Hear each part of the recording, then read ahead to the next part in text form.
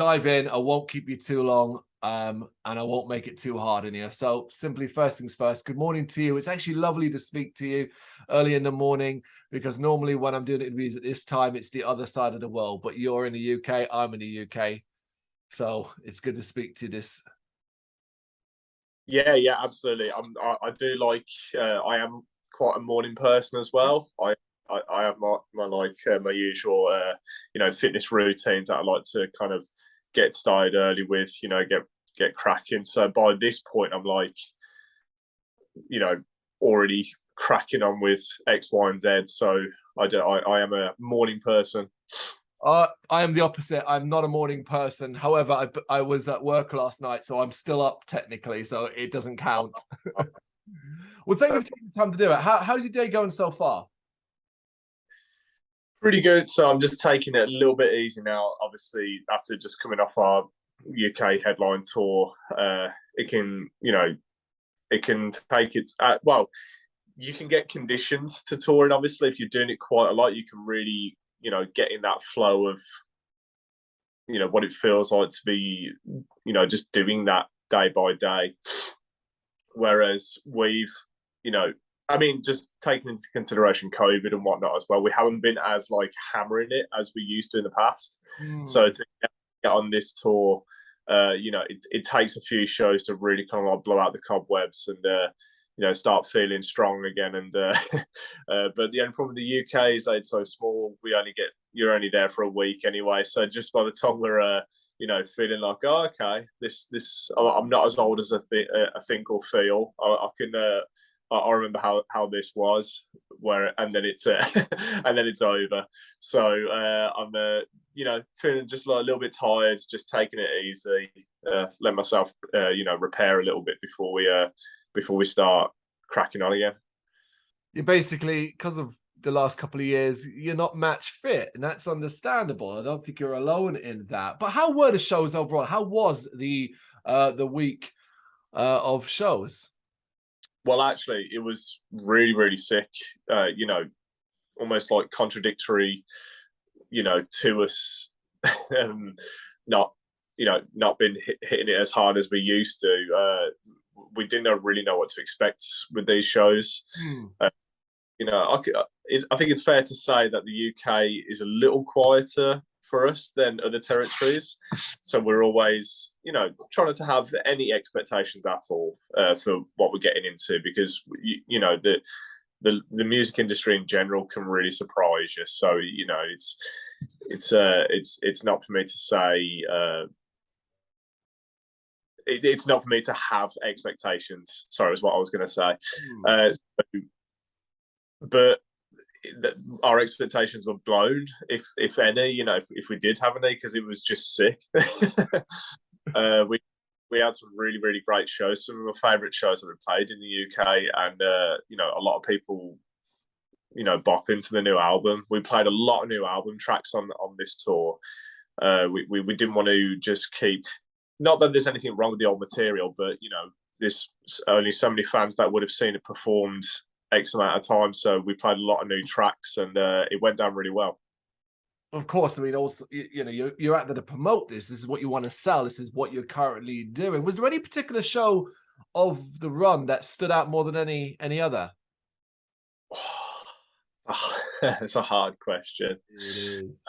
I'd probably say the London Underworld show, just because that's a famous venue, that is, and we've played through that venue.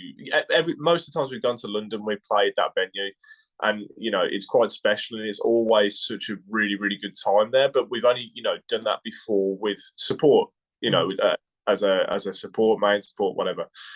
So to come back this time being like, oh, okay, we've been booked for that venue, and it's excuse me, my guitar lead, booked for that venue, and it's our headline show. It's like, oh, okay, that's kind of scary, actually. I wonder how that's going to go. But literally, that was one of the most mental shows we played. It was packed out, and it was pretty unforgettable. It was super sick.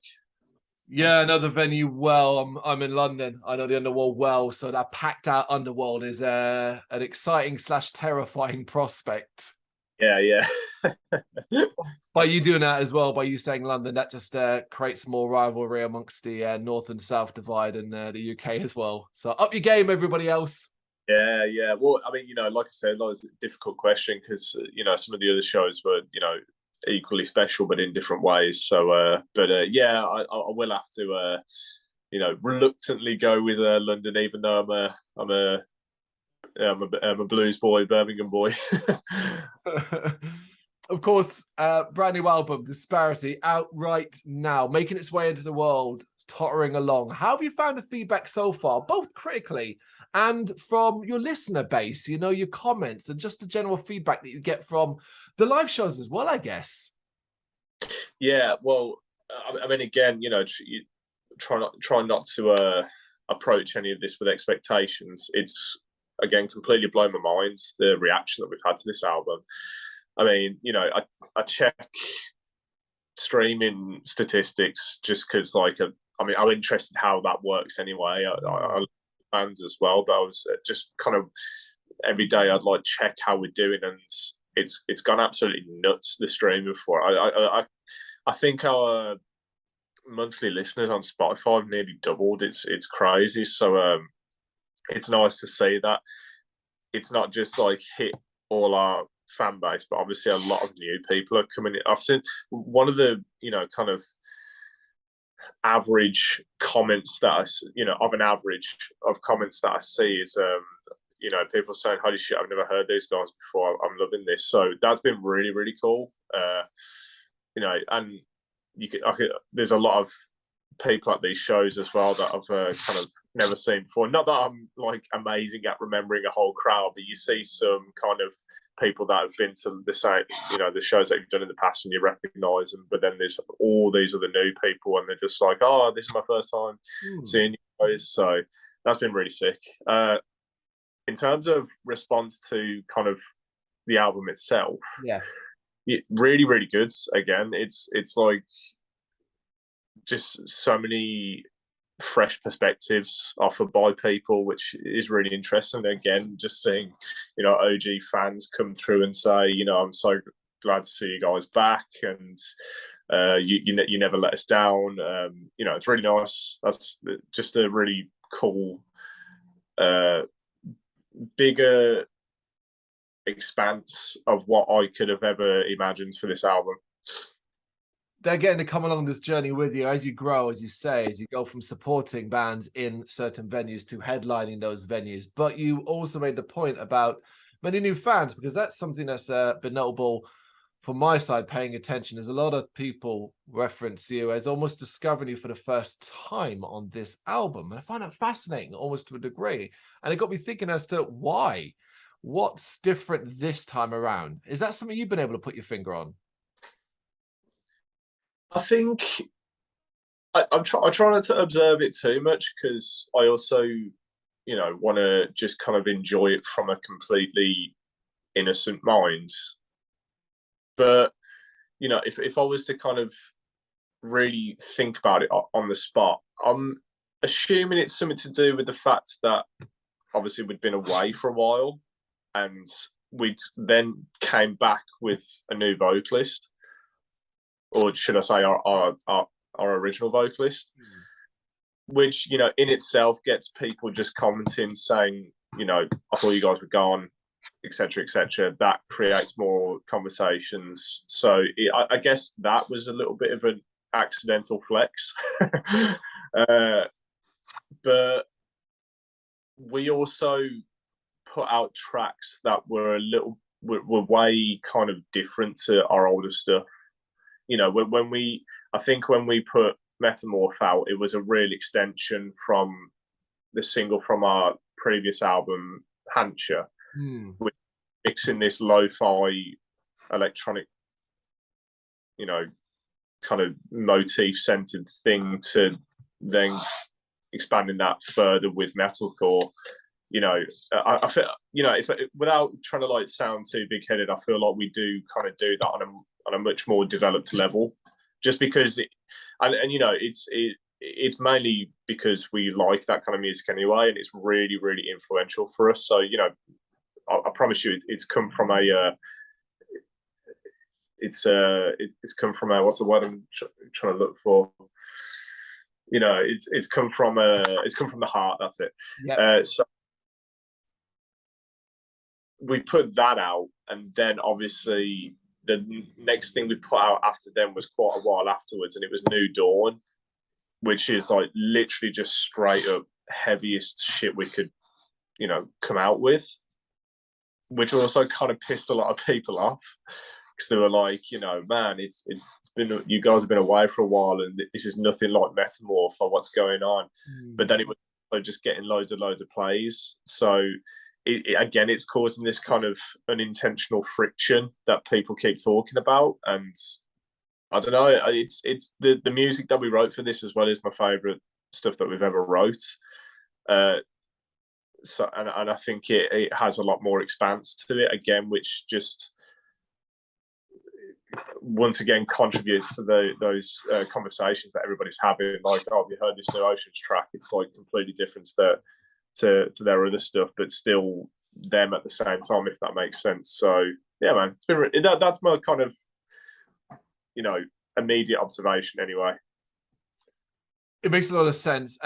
Yeah, I did pay attention to sort of a little bit of, well, if you want to call it online argument about earlier sounds to what you sound like now and so on, that kind of thing. But that's going to happen no matter what you do. As you grow as an artist, as you expand, you age, you learn, you're always going to develop and evolve. It feels, you said from the heart, the word I'd use was natural. It feels natural for you. That's it. That's it. Well, take me back to the early days of Disparity then. Specifically, what did your early vision look like for the record? Did you have one? That's a really good question, because it's again, we try not to force any approach to composition, because when we finished Hikari kind of just came about naturally, in that Chris was, you know, playing around with these instruments, and then we were saying, let's mix it with our music. After and you know, there was even though it wasn't intentionally a concept album, it was a concept album because it had that, you know, major theme for it there. But with Disparity, we just saw that window of opportunity with the Hansha sample being not as, you know, traditional, authentic Japanese instruments. It did have that lo-fi kind of thing going on with it. And we just saw that, and these are the sample banks that our producer Clem had made for us that were in a similar, you know, it had a similar vibe to it. And then we just thought, okay, this seems like something that has presented itself as an opportunity. We should go forward with that. But, you know, there's still certain things, certain values that we try to stick to as well, where it's, you know, not trying to, like I said earlier, like force something to be the way it is. Hence why on Disparity, not every track has a lo-fi intro, for example, or whatnot, because as we write, we still want to, we kind of write as consumers. So we'll spend a day doing something, whether that's literally like a quarter of a track, and we will kind of, you know, step back and press play.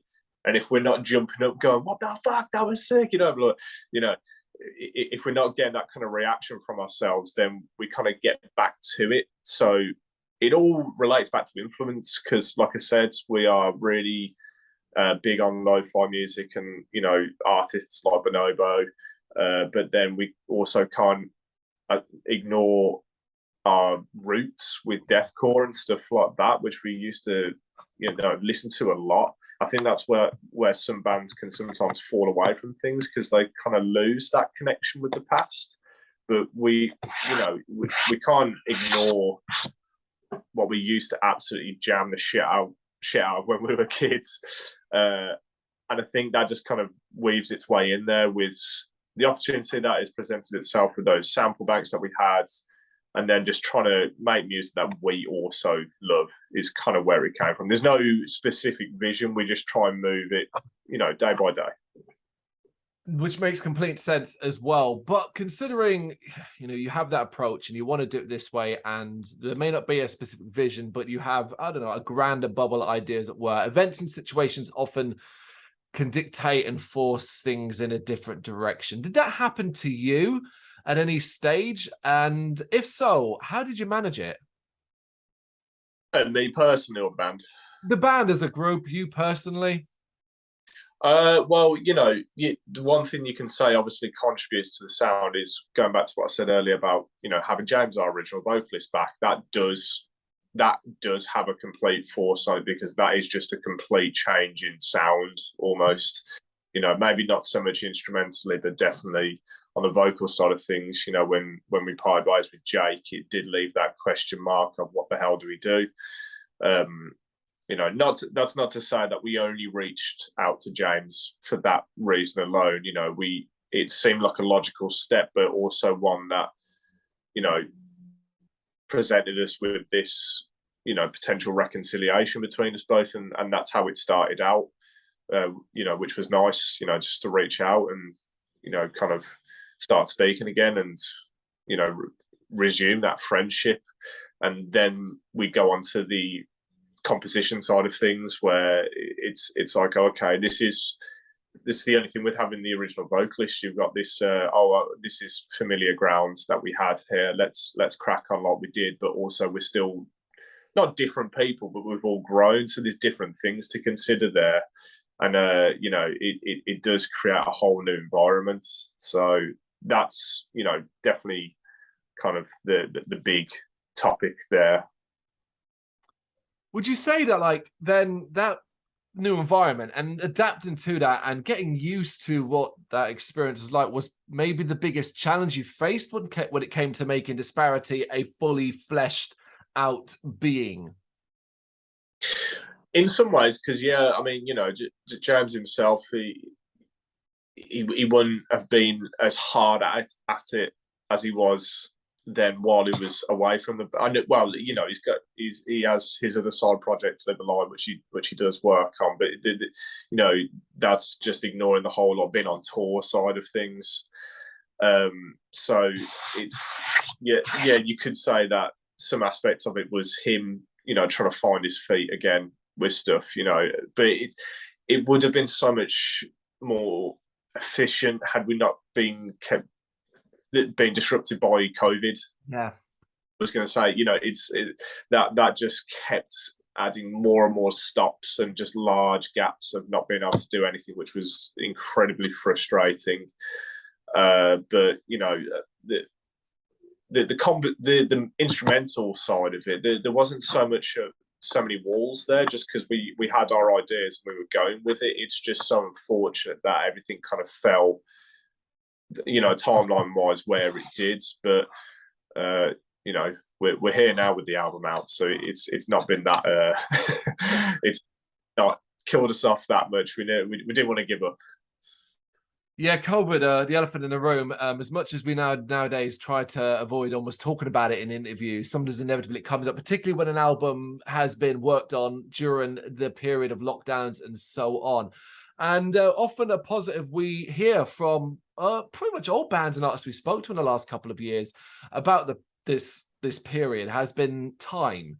Is that what it did allow was potentially more time to perfect something that you would never normally have. Was that something you guys were able to take advantage of? I mean, if I'm speaking personally, it definitely was for me. I was very fortunate enough to have Chris ask me to help him out on his drum solo project, Steezy. Cool. You know, I was on like a whole different, even though familiar territory, obviously working with Chris, which is what I do with Oceans, just a whole new experience, which for me personally really, really drastically changed the way I perceived myself with music, you know, and all the different avenues that can go down.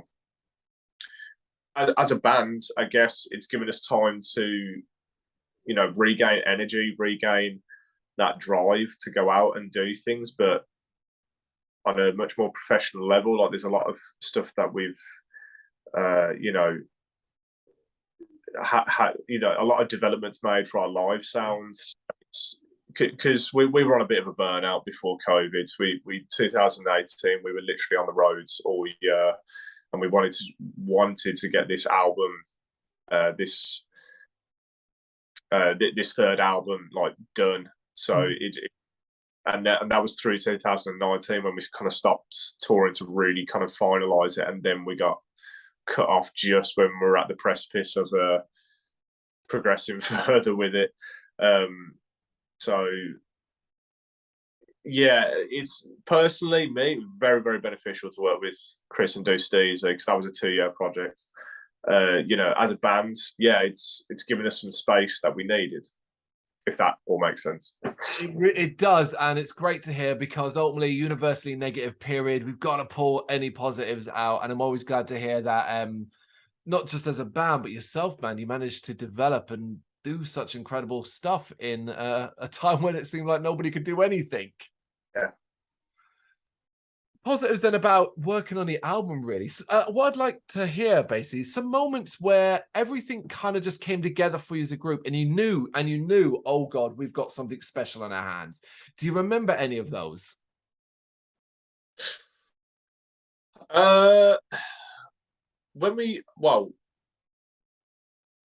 When we released Metamorph, I think that kind of settled its way in, because there was a lot of uncertainty prior. You know, things were going a little bit quiet on our socials, and then we were like, okay, we've actually got this ready to release now. This is quite a big deal, because people are either going to be really stoked that James is back, or they're not going to like the sounds. Not that I kind of allowed that to come into my head, because I worked too hard on it, and I feel like I would have had to have gone a little bit deaf in order to not feel like it was good enough. You've got to know it's good enough to release, is what I'm trying to say. But, you know, still a big thing to do. So when that released it and everyone was like going crazy about it, I was just like, oh fuck, okay. Yeah, we're back in the swing of this here. I probably say that was kind of like the prime moment for it. Fantastic. With that in mind, then, has there been any particular track, right, that before release you thought, yep, the fans, the listeners, they're going to gravitate towards this one, but now that it's out, you found that they're actually gravitating to something you didn't expect? Yeah, actually, that's a really good question, because originally the track "Empty Space" was going to be a single. It was going to be one that we actually, you know, had a music video for, and we were listening back to it, just the album in general. It's not that it's not worth being out, because actually most tracks, if not all of them on that album, could have been singles. That was kind of one of our intentions with writing the album, was to try and not make stuff that's going to be going, you know, taking people down, you know, certain listening experiences which can be quite punishing after a while. We just wanted the enjoyment factor to be at 100% each time. And I think what we had with Empty Space was like, this one's quite different. You know, we should put this out just to kind of like rock people's perspective. But, you know, we'd already done that so much by the gaps that we had with releases. We didn't want to kind of make people a little bit uncertain. So we moved away from that as a single, even though I personally do love that song very much. What we didn't realise is that people were really, and have been, jamming Paradigm, like the first track on the album. It's getting a lot of plays, and even when we played it, we actually decided to play it live on this tour that we just done, and loads of people knew the lyrics and were getting down to it. But I can understand it now that I'm taking a step back. So it is quite a fun track, and like I said, that's what we're looking for, just maximum enjoyment. Oh, that's incredible. I'm glad. I think as well, like the longer it's out, the more time it sits with people, the longer time they spend with it throughout this year and next year and so on. I think that can chop and change. What is one person's favorite track today is not necessarily going to be a favorite track tomorrow, because the album is, well, you said yourself, it is an album where anything could have been a single. It's wall-to-wall bangers, basically. Yeah. Cheers. Early on in the interview, you talked about studying, or at least paying attention to the online streaming kind of thing, and that perked my ears up because I'm always fascinated to sort of see and understand how bands pay attention to that aspect, because I know it can be a drag. I know it can be incredibly hard work to pay attention to algorithms and aspects like that, not just in streaming, but on the social media side of things, Facebook, Instagram, YouTube. It's a lot of it out there.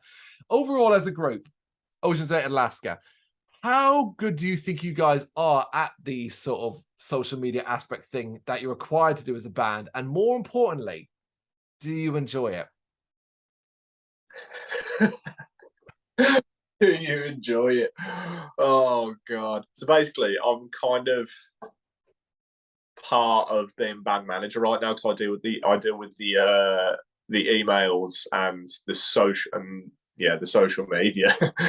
And it gets a little bit fucking annoying after a while, because I'm having to write these posts out, think about it, just even, to put it simply, not fucking up the wording or the spelling of stuff, but day by day doing that. I don't love it, but I understand the importance of it and the necessity to be engaged with the fan base, or be engaging. So it's kind of cool in a way, because I'm learning about how to use it better, and not trying to trick people, but learn how to get maximum visual on what you're doing at all times. Yeah, exactly. And so I'm grateful to have been kind of thrown into doing this, and then I am benefiting from it now, because I do understand things a little bit better. Because it is important. I went off a bit of a tangent there. I kind of forgot what is that answered your question, or did I miss something? You laughing at the very end, at the very start of that question, was the answer you all needed to give. That was enough. Yeah. I think that tells everybody exactly what you think. Yeah. Well, I mean, I can understand how it can be enjoyable, just like anything in life. But I think for me, I'm very much, I'm getting a little bit old school now, and I'm more about just kind of like throwing a stupid picture out there. Be like, we're playing this venue tonight, come down. Like, just a bit more kind of trashy, I guess. But you got to keep with the times, haven't you?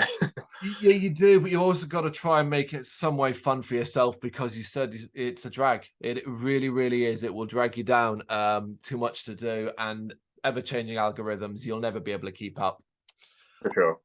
Right, last one before I let you go then, and it's really just what happens next. 2022 has been a good year so far. I mean, we're not quite done yet, of course. The album's out now, the tour you've just been on. But I can't help but get this feeling and this vibe that while that's cool and we're doing this is great at the moment, 2023 feels like it's going to be your year. So what roughly is your expectations over the next 12 months? Is it basically tour, festivals, tour, and all? That's the plan, really?